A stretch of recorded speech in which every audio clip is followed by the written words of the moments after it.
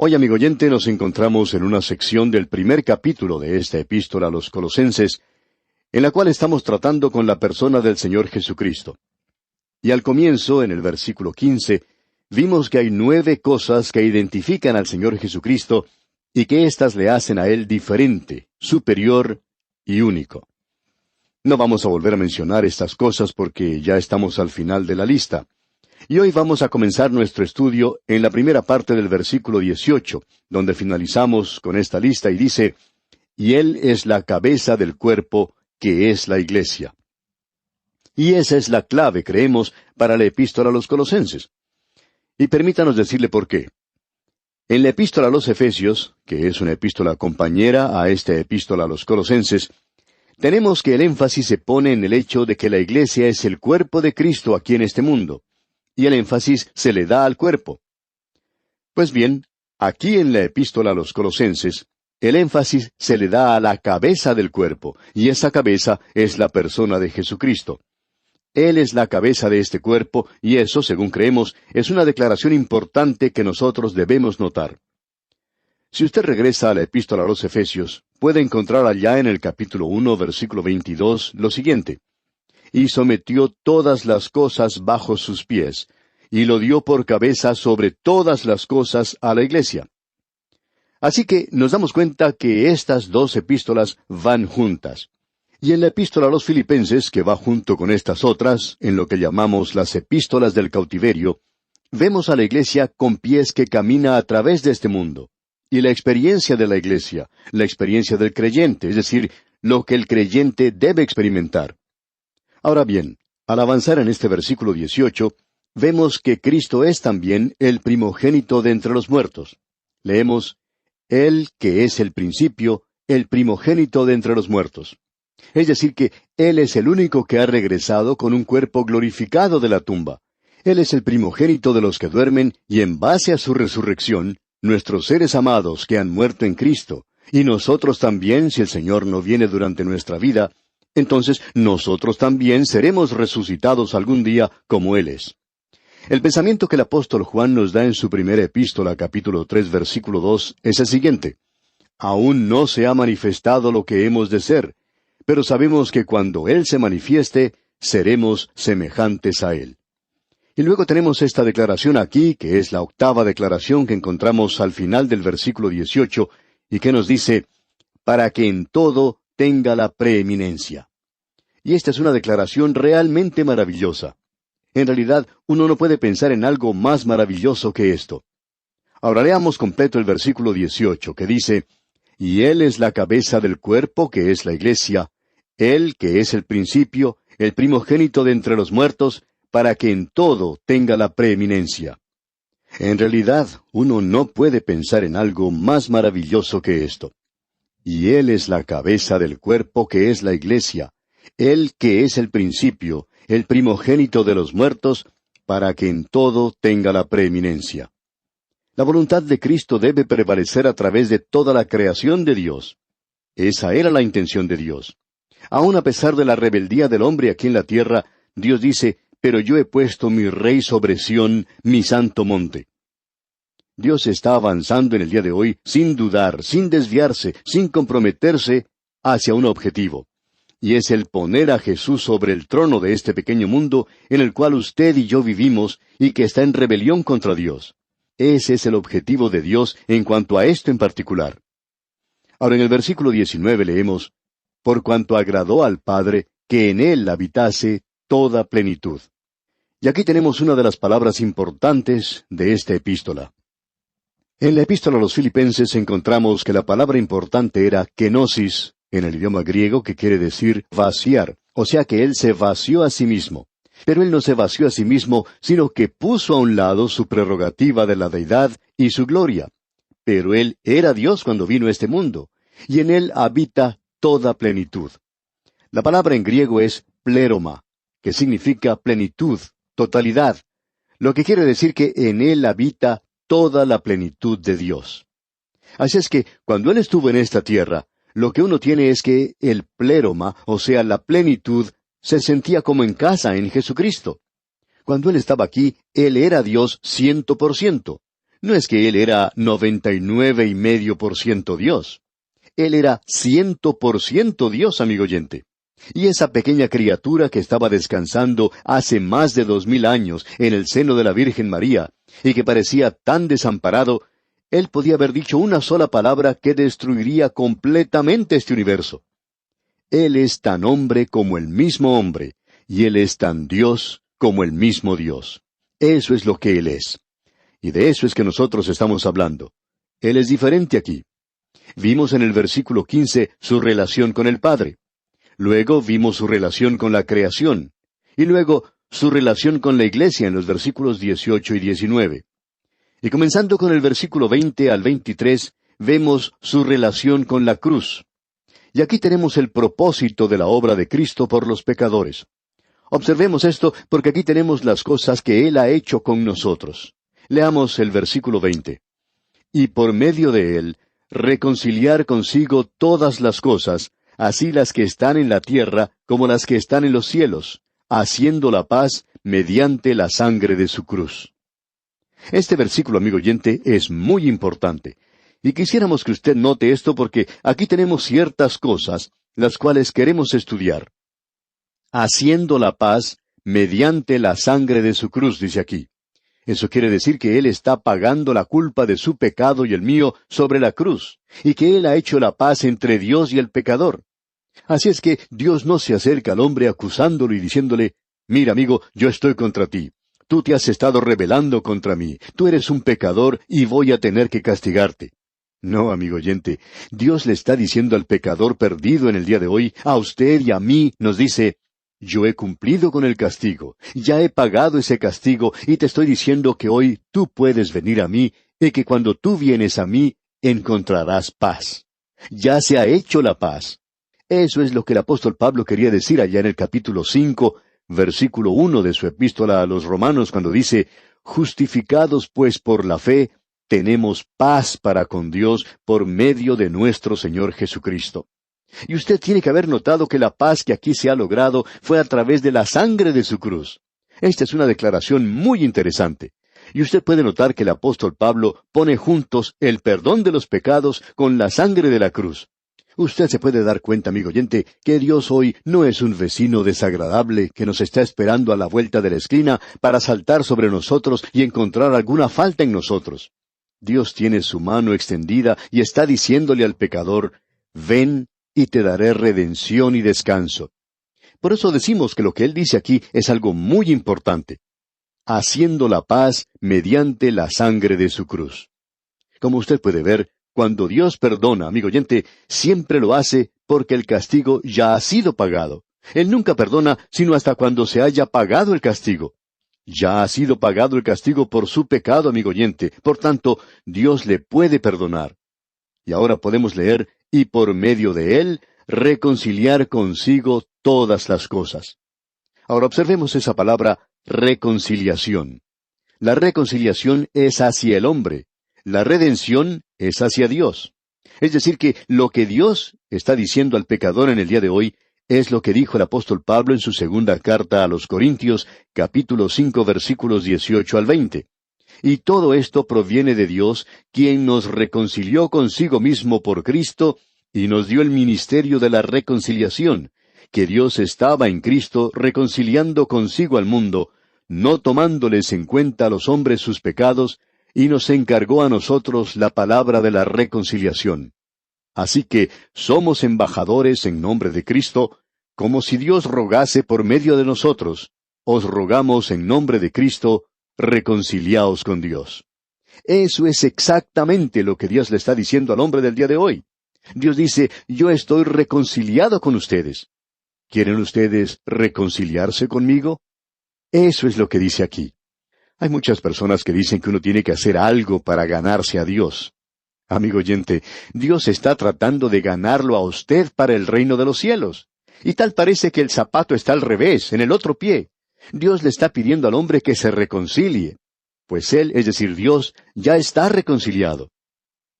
Tenemos ahora aquí una declaración que ha causado que algunas personas tengan la impresión equivocada de que todos van a ser salvos, porque aquí dice, y por medio de Él, reconciliar consigo todas las cosas. y habla mucho de eso. No sé por qué la gente no presta un poco más de atención a la gramática en este versículo. Aquí se habla de reconciliar consigo todas las cosas. Bien, entonces, ¿cuáles son todas esas cosas? Bueno, eso está en realidad limitado a todas las cosas que tienen que ser reconciliadas, que están señaladas para reconciliación. Creemos que sería bueno mencionar un versículo que nos pueda aclarar este punto y que se encuentra ya en la epístola a los Filipenses, capítulo 3, versículo 8, donde leemos: «Y ciertamente, aún estimo todas las cosas como pérdida por la excelencia del conocimiento de Cristo Jesús, mi Señor, por amor del cual lo he perdido todo y lo tengo por basura, para ganar a Cristo». Escuche lo que Pablo está diciendo aquí. Nos dice: estimo todas las cosas como pérdida. Ahora, ¿cuáles son todas esas cosas? ¿Quiere decir acaso todas las cosas en este mundo? No, amigo oyente. Estimo todas las cosas que él tenía que perder. Y él ya había mencionado las cosas positivas que él tenía en su vida, como la vida religiosa que él había tenido. Él ya había mencionado todo esto. Y esas son todas esas cosas a las que él se refiere. Pablo no podía perder algo que no tenía. Por tanto, eran aquellas cosas que él podía perder. Pues bien, volviendo ahora a nuestro texto, ¿cuáles entonces son todas esas cosas? Son todas las cosas que él había señalado para ser reconciliadas. Ahora él dice aquí, y él limita eso, así las que están en la tierra como las que están en los cielos. Bueno, esta es otra declaración que nos llama mucho la atención. Le vamos a decir por qué. Porque aquí tenemos algo que es muy interesante. Él no dice las cosas que están debajo de la tierra. Hace unos momentos mencionamos la porción de la epístola a los Efesios, capítulo 1, versículo 22, donde dice que Dios sometió todas las cosas bajo sus pies. Dios le había puesto a él, a Cristo, como la cabeza sobre todas las cosas en la iglesia. Ahora, ¿cuáles son todas las cosas que serán? Bueno, allá en la epístola a los Filipenses, capítulo 2, versículo 10, dice que en el nombre de Jesús se doble toda rodilla de los que están en los cielos, y en la tierra, y debajo de la tierra.